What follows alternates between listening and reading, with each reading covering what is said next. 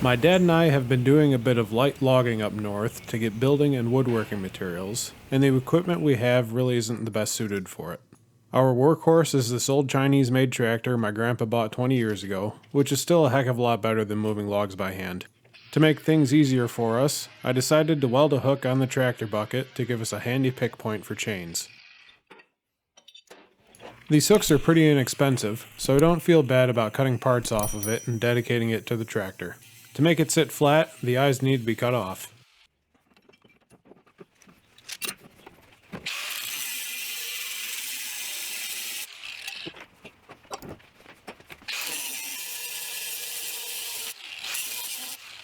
I'm grinding a deep V into the hook to give the weld more meat. Also, since the hook is zinc plated, I need to grind this off where the weld will be deposited.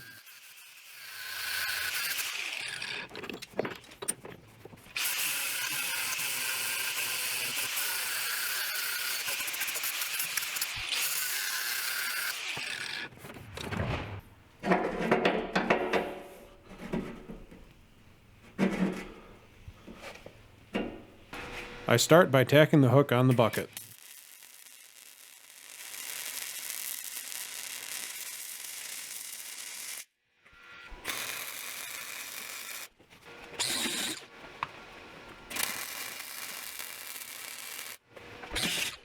After I'm satisfied with how it's aligned, I follow up with several heavy passes of weld.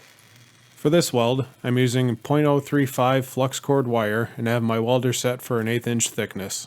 The metal for the bucket is about 1/8 of an inch thick, while the hook is obviously thicker. To keep from blowing a hole in the metal of the bucket, I concentrated the weld heat on the hook to begin with, and then started lapping the fillet weld further out from the hook.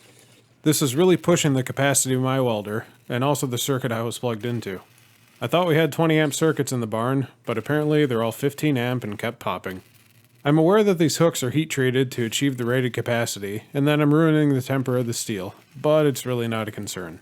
The hydraulics on the front of the tractor would probably fail before this hook anyway.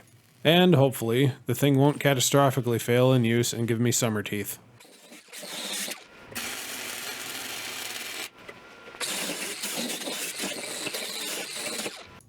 After letting things cool down, I hit it with a couple coats of black paint to try and match the rest of the bucket. Theoretically, it won't visually stick out so much after some use.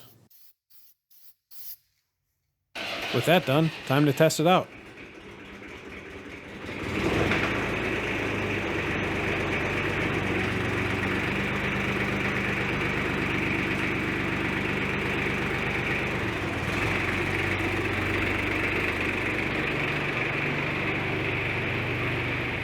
This won't be much of a test, as this log is small enough for me to move by myself, but it will at least demonstrate the use. More than likely, this will be used for fine manipulation of logs when in the woods, to get them into position near a trail. After that, we'd hook the logs up to the back of the tractor and drag them.